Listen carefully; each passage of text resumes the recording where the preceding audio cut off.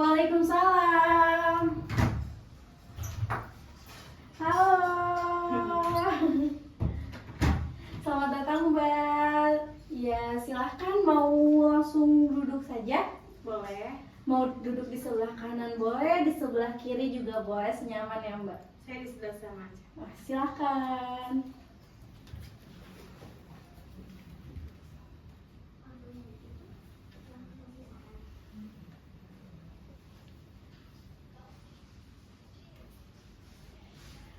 Selamat malam, Mbak. Iya, baik, alhamdulillah.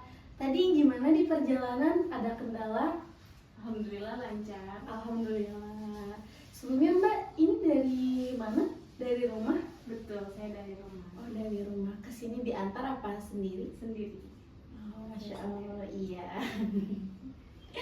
Baik Mbak Nabila, terima kasih sebelumnya karena sudah berkenan untuk hadir dan sudah menyempatkan waktunya juga untuk datang ke sini. Sebelumnya biar kita lebih enak gitu ya ngobrolnya juga ceritanya, kita perkenalan dulu ya. Boleh dari saya dulu.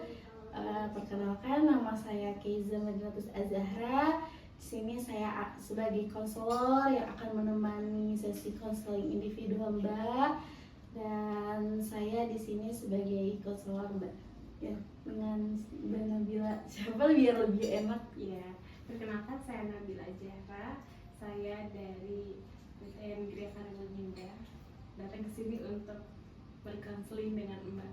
Baik. Semoga kita bisa bersesi konseling ini dengan baik ya Mbak ya, dan juga semoga sesi konseling kita lancar. Amin.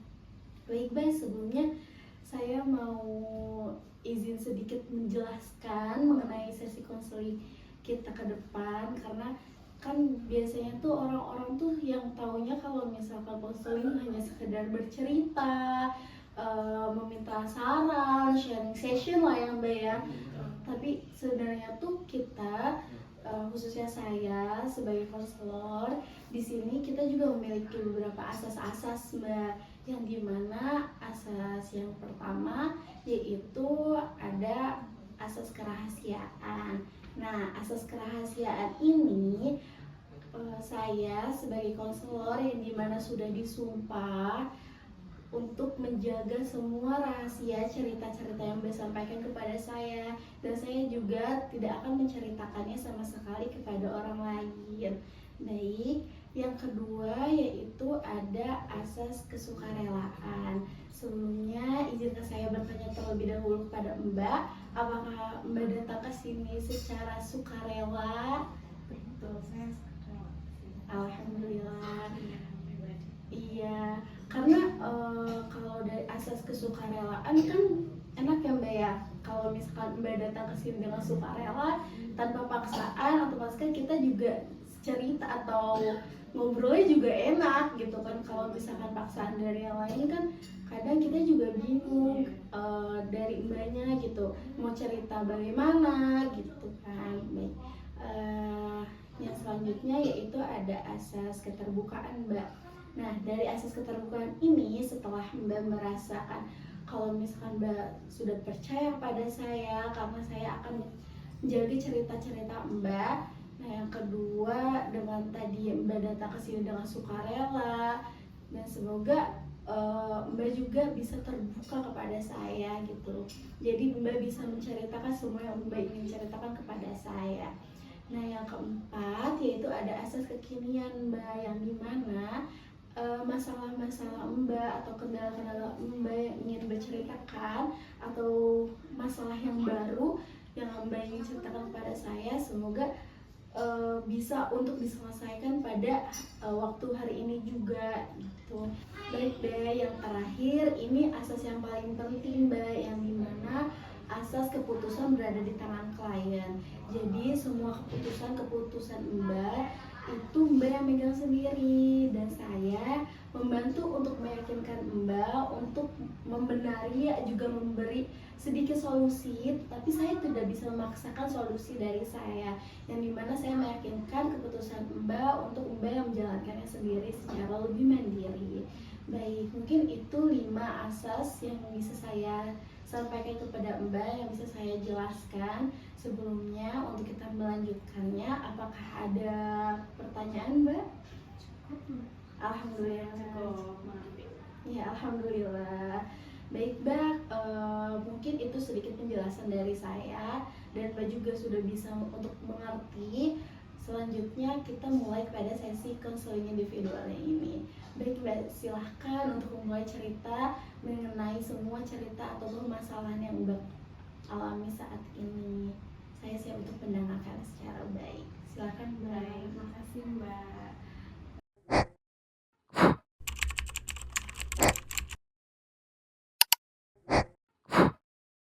Jadi gini, kehidupan saya dari segi kepercayaan.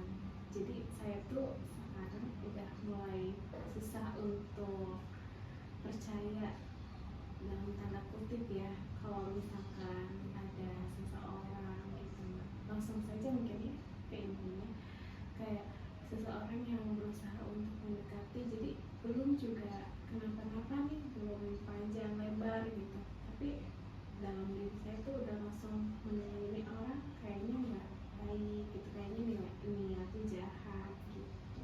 Jadi sudah beberapa kali, bahkan sering banget ya, untuk laki gitu, lawan jenis ya, untuk ketika mereka mendekat kepada saya, jadi respon saya tuh langsung enggak deh gitu. Ketidakpercayaan itu yang aku sendiri kan mempertanyakan, kenapa ya aku selalu berpikir seperti itu, kenapa ya gitu.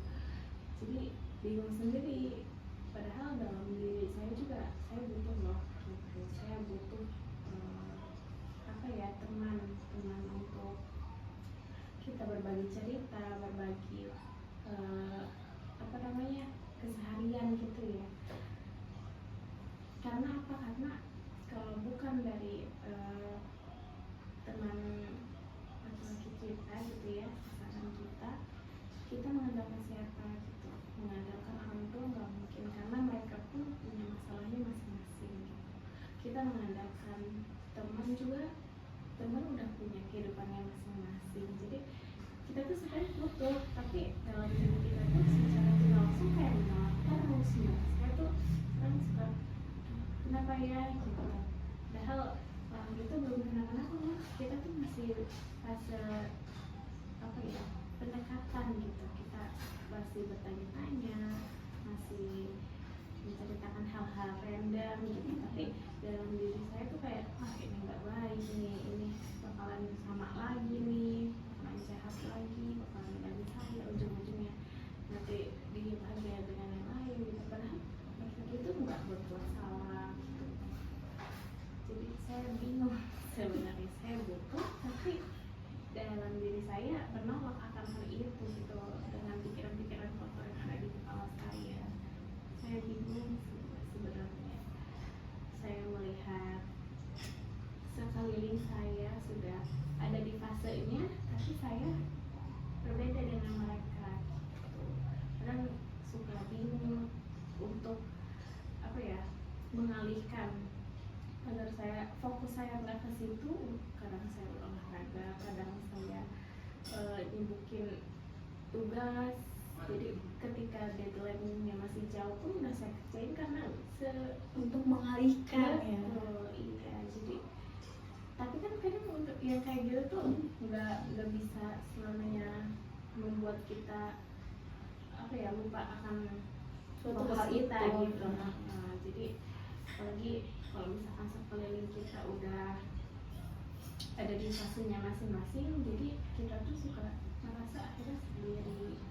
Terus ketika ada yang gitu, ada yang mendekati, tapi kitanya sendiri yang dalam diri kita yang apa ya, secara tidak sadar menolak gitu. Kayak langsung berpikir jelek, selalu jelek. Padahal kalau dipikir-pikir, saya tuh ke orang ya, ke orang lain selain cowok yang mendekat kepada saya tuh berpikirnya positif, berpikirnya bahwa mereka tuh sama kayak saya nggak bohong, saya apa ya, apa adanya gitu, saya tulus, saya percaya gitu. Tapi untuk ke orang yang ingin mendekati saya tuh selalu berpikir jelek gitu, selalu berpikir saya tuh bakal disakitin, padahal nyatanya saya disakitin bukan hanya dengan orang-orang yang ingin mendekati saya saja, bahkan ketika ada yang mendekat dalam tanda kutip teman, sahabat pun ada kemungkinan untuk menyakiti saya gitu. Tapi saya lebih percaya ke teman, sahabat gitu Mbak. Jadi padahal yang jahat siapa, tapi kita berpikiran jahatnya ke siapa gitu. Anehnya gitu sih Mbak, saya selalu berpikir buruk kepada orang-orang yang ingin mendekat kepada saya. Tapi kalau untuk sahabat, teman, siapapun, guru, atasan saya gitu ya, teman-teman kerja, partner di segala lingkungan saya itu, saya berpikir mereka juga baik kok, seperti saya berperan baik pada mereka gitu. Tapi kalau misalkan orang yang mungkin ada niat baik ke saya, tapi saya selalu berpikir buruk ke orang itu gitu, padahal belum melakukan apa-apa kita. Karena mungkin pandangan Mbak, karena dari yang dulu gitu ya, izinkan saya untuk bertanya Mbak, apakah ada sedikit ketraumaan di masa lalu Mbak gitu, sehingga Mbak merasakan halnya dan berdampaknya itu sampai saat ini gitu? Mungkin benar juga sih Mbak. Jadi beberapa kali saya tuh ngalamin yang dekatnya dengan saya gitu, tapi kita nggak jadi dengan alasan yang nggak jelas, tiba-tiba dia sehari dua hari udah dengan cewek lain gitu. Kan ketika pernah saya lagi udah punya ikatan dalam berhubungan gitu, pacaran, tapi ujungnya kita disakitin, diselingkuhi gitu. Mungkin karena itu Bisa jadi ya, karena itu, karena emang mempengaruhi ya Mbak ya. Selanjutnya mungkin ada dari faktor keluarga, ada dari faktor teman. Saya pertemanan. gimana ya, saya punya banyak teman, dan teman itu yang mereka tuh melakukan hal buruk itu gitu. Terutama saya punya teman perempuan, tapi perempuan itu pun bisa melakukan perselingkuhan itu. Terus saya punya teman laki-laki, dia juga sama melakukan hal perselingkuhan itu gitu. Jadi kepercayaan saya terhadap hubungan berpacaran atau lebih Hubungan serius, nggak percaya gitu, karena saya melihat teman saya pun bisa melakukan itu, mau perempuan mau laki-laki sama aja semuanya melakukan itu. Jadi kayak harus percaya siapa, atau teman saya pun melakukan hal itu gitu. Makanya apalagi orang yang baru dikenal gitu, saya mungkin menjadi berpikirnya buruk terus kalau misalnya ada orang yang mau niat lebih jauh gitu. Itu saya langsung berpikir nggak ada yang benar di dunia ini gitu Mbak. Itu pengalaman saya. Jadi teman sendiri pun bisa loh melakukan hal itu gitu, apalagi orang yang nggak kita kenal gitu. Itu dari sekeliling saya berdampak sampai saat ini ya Mbak ya. jadi saya Berkelanjutan. selalu berpikir buruk tentang orang itu, padahal kami kalau kata baru lagi baik-baiknya gitu di masjid, namanya kita pendekatan awal pasti manis banget, tapi di saat manis itu pun saya sudah berpikir jelek. Di lingkungan keluarga juga sama. Jadi apa ya, ada aja gitu hal-hal seperti itu tuh yang membuat kepercayaan kita tuh pudar gitu. Ya keluarga pun yang sudah terikat, kita bisa dikecewakan gitu kan mikirnya. Jadi stepnya akhirnya berpikir negatif selalu. Tapi kalau misalkan berhubungan pertemanan sih, saya anehnya nggak pernah berpikir negatif sama orang, sama sahabat saya gitu. Jadi aneh makanya. Padahal kan orang ada, maksudnya faktor akan menyakiti itu kan di semua orang ada gitu. Tapi saya tidak pernah berpikir untuk sahabat, teman gitu, nggak pernah, keluarga nggak pernah ada kepikiran mereka akan menyakiti saya. kalau misalkan ada orang yang berfokus untuk lebih dekat dengan saya berpikir oh dia akan mendekati saya, jadi saya duluan yang menjauh, saya duluan yang menghindar. Saya kalau kata menolak. Mencoba untuk selalu berpikiran positif ya, untuk keluarga, untuk teman gitu, untuk sahabat. Mungkin untuk pasangan itu sedikit sulit ya karena ada ketraumaan di masa lalu gitu. Selanjutnya ada permasalahan yang lebih terkhususkan karena dampak apa sih kok bisa ya saya seperti itu bagaimana Mbak? Kalau saya sendiri sih karena diselingkuh itu ya, karena setiap menjalani hubungan ujungnya akan diselingkuh gitu. Mau yang hubungan kita udah ke arah yang lebih serius ataupun yang masih PDKT, jadi kita berakhir dengan situasi seperti itu selalu. Saya sudah berapa kali menjalin hubungan dengan seorang laki-laki gitu, tapi kami berakhir dengan perselingkuhan dan saya yang selalu ada di posisi diselingkuhi. Jadi saya berpikir bahwa semua laki-laki akan berbuat seperti itu. Karena udah cap dari diri Mbak ya, memandang atau melihat itu sama saja begitu. Jadi saya kebiasaan saya kalau misalkan sudah dijahati sama laki-laki sudah diduakan diselingkuhi, saya melihat jangankan melihat, dengar namanya pun sudah tidak males banget gitu. Kayak ngapain sih dulu deh, jadinya apa sih, menyalahkan diri sendiri kayak kenapa ya gue harus kenal sama dia, kenapa ya dulu harus baik sama dia, kenapa harus menyambut baik dia, dulu yang mengajar dia, tapi akhirnya kita juga yang merasa sakit gitu, apalagi melihat dia langsung ada gantinya, itu kan kayak aduh, dari kamu udah setulus hati, udah sepenuh jiwa mengeluarkan effort yang kita bisa keluarkan, tapi akhirnya udah sama. Makanya kepercayaan itu mungkin meningkat ya terhadap itu yang ingin ada seriusnya kita gitu. Seperti itu. Baik Mbak, setelah Mbak bercerita seperti tadi gitu ya, Mbak ada pasti memiliki pikiran yang dimana oh seharusnya saya seperti ini gitu. Mbak, pikiran apa yang sudah keluar dari pikiran Mbak dan sehingga membuat Mbak merasa yakin dan akan keluar dari zona nyaman itu gitu, seperti apa misalnya? Kalau saya sih berpikirnya ini, niat saya ya Mbak, udah dengan melalui banyak kejadian yang sudah dilalui, saya berpikir bahwa lebih baik saya sendiri, lebih baik saya fokus ke diri sendiri, saya mencintai diri saya sendiri, saya mungkin berkarir lebih baik, saya mengembangkan bakat saya. Kalau bisa, kalau kata suksesnya, saya mensukseskan diri saya dulu, saya kuatkan diri saya dulu.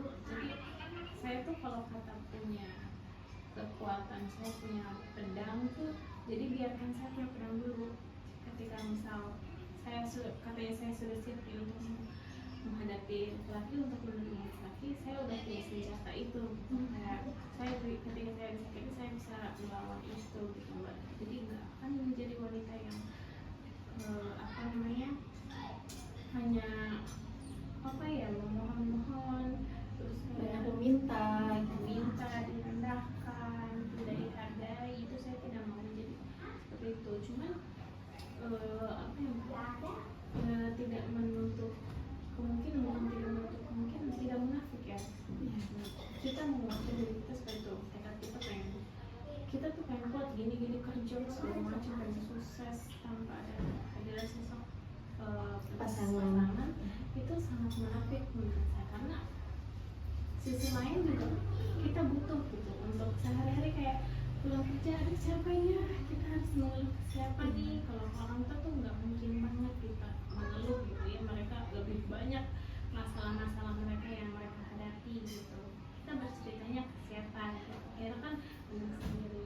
Itu tuh sebenarnya pasangan itu bagian dari menghibur diri ya. Jadi kayak kita tuh merasa ada tempat pulang gitu, tempat pulang yang bukan sedikit meredamkan rasa capek. betul, kita berbagi cerita, nanti kan ada tanggapan dari pasangan atau mungkin dimanja-manja, itu kan kayak aduh sweet banget. Jadi kitanya tuh kayak apa ya, charge energi kita gitu yang tadinya udah melemah gitu kan, Jadi full kembali karena sudah bercerita. masih bertemu gitu kan, melihat proyeknya ya munafik. Kalau saya tadi bilang saya bisa sendiri, saya pengen sukses dulu, saya mau berkarir, saya mau kuat dulu gitu, itu munafik sebenarnya. Saya tetap butuh itu tuh hanya mungkin hanya kata-kata, kalimat-kalimat untuk menguatkan saya, tapi munafik dalam diri saya juga. Saya butuh itu gitu, saya butuh orang itu gitu, nggak yang melulu mandiri, nggak yang melulu saya bisa sendiri gitu. Nah saya kadang suka bingung ya, saya tujuan saya kayak gitu, saya pengen kerja dulu, saya pengen hebat dulu, saya pengen kuat dulu, tapi kadang dari diri saya juga kan nggak kuat. Jadi ini sebenarnya gimana ya, saya Hanya mencoba untuk menahan ya Mbak ya. menahan Mbak. Jadi menghadapi semua ini, padahal rumah sendiri ya, karena kita sendiri yang menolak, kita sendiri yang berpikir jelek gitu. Sebenarnya saya juga mikir mungkin mereka seperti itu kan terjadi karena pikiran kita sendiri. Kita duluan menilai orang jelek, jadi orang tersebut beneran jelek gitu sih Mbak. Kalau saya keinginan saya tuh apa sih yang saya bisa lakukan gitu itu, tapi ya munafik kalau misalkan saya nggak berusaha selama munafik gitu. Saya juga pengen saya berproses, saya berkembang, Ada yang menemani secara langsung ya Mbak. yang cocok dengan kita, yang bisa sama-sama grow up ya. Iya kan.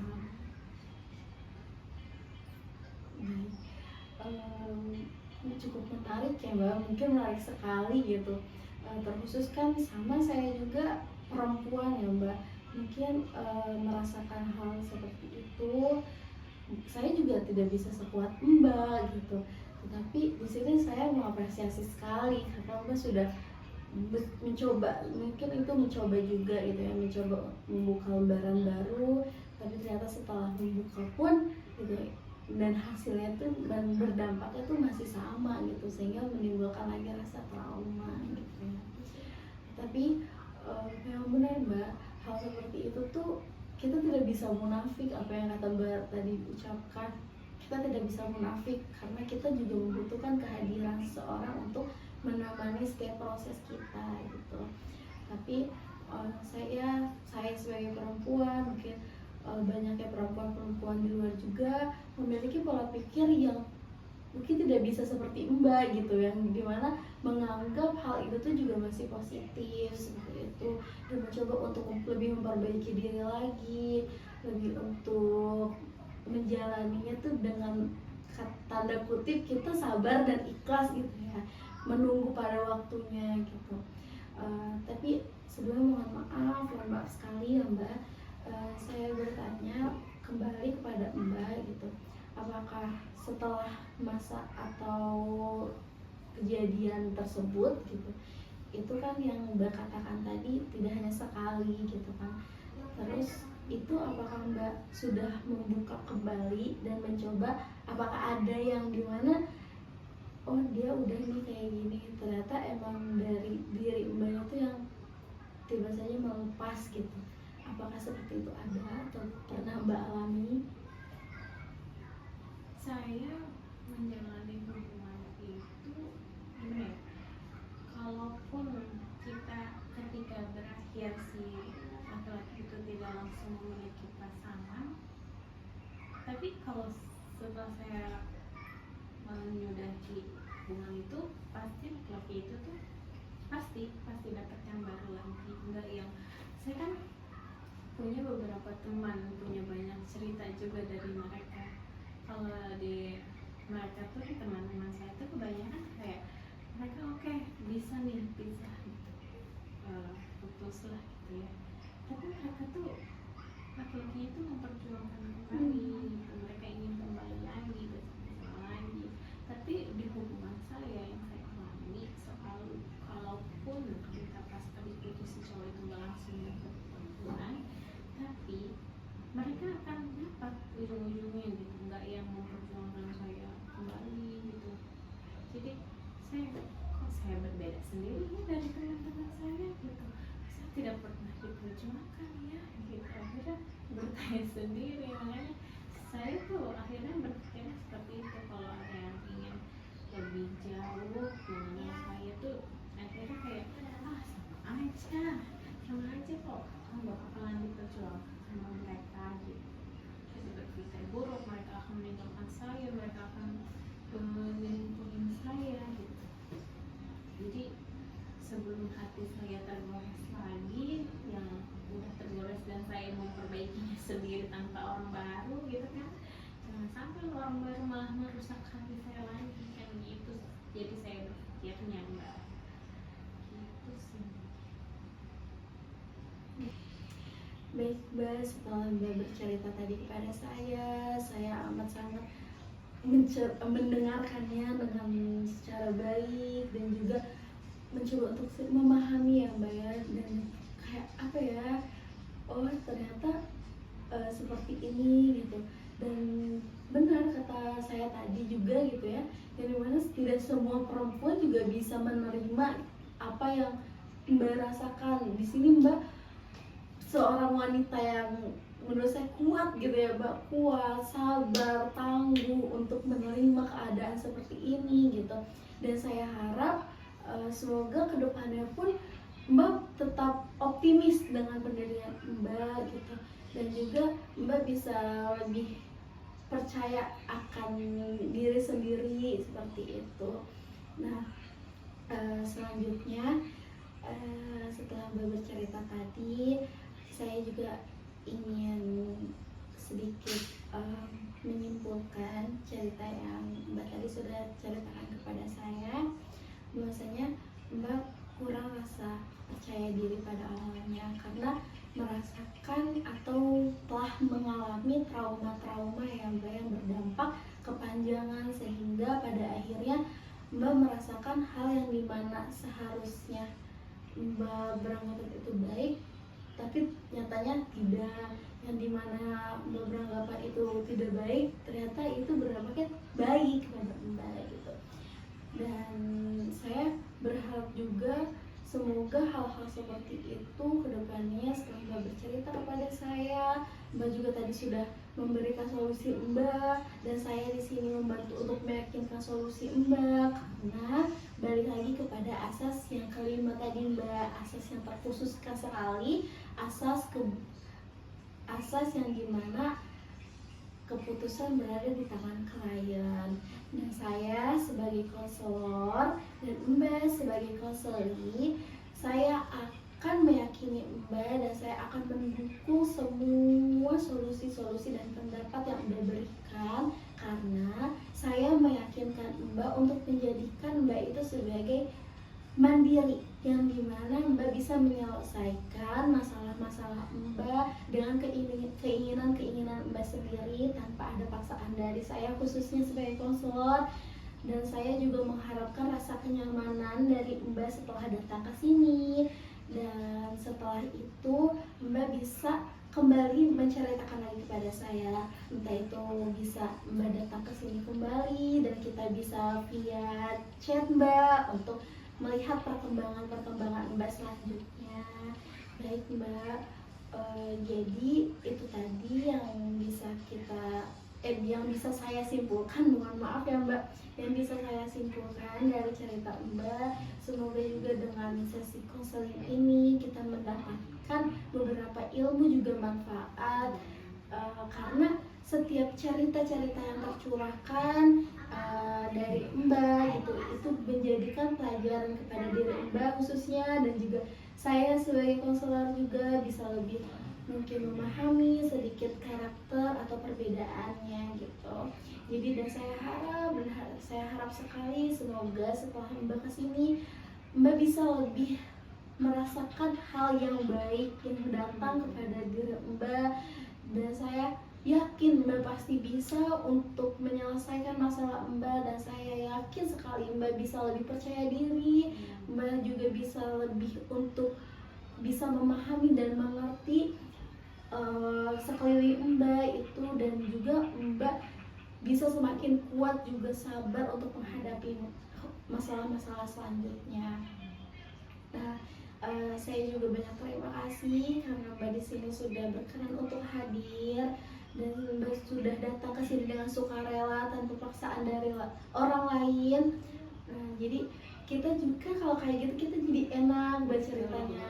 Mbak terbuka kepada saya juga mendengarkannya dengan secara baik, dan saya juga mendengarkannya dengan secara ikhlas sekali Mbak untuk mendengarkan cerita Mbak. Dan saya jamin cerita yang Mbak sampaikan kepada saya tidak akan saya berikan kepada orang lain, tidak akan saya ceritakan kembali kepada orang lain, karena kita balik lagi kepada asas-asas yang sudah saya sampaikan di sebelum kita sesi konseling tadi ya Mbak. Dan mungkin itu saja dari saya.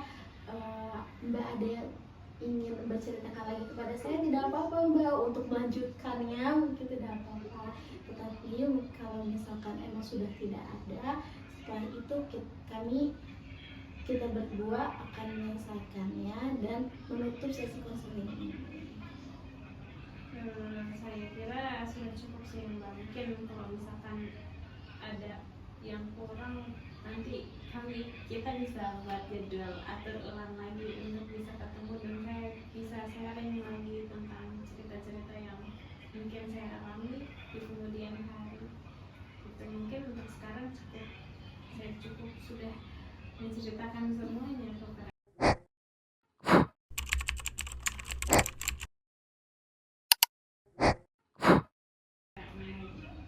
Masya Allah, alhamdulillah. Mbak, saya mohon maaf sekali karena tadi di awal sesi konseling kita saya lupa untuk memulai dengan membaca doa ya Mbak ya, karena kita juga mungkin sudah ini ya Mbak, kayak chemistry udah ini, dan Mbak juga sudah tidak sabar untuk menceritakan hal itu kepada saya. Nah, tapi karena kita juga mengingatnya dan kita sudah selesai sesi konseling ini gitu, alangkah lebih baiknya juga kita untuk berdoa dan mengucapkan alhamdulillahirabbil alamin karena sudah selesai. Baiklah, kita berdoa ya. Berdoa ini.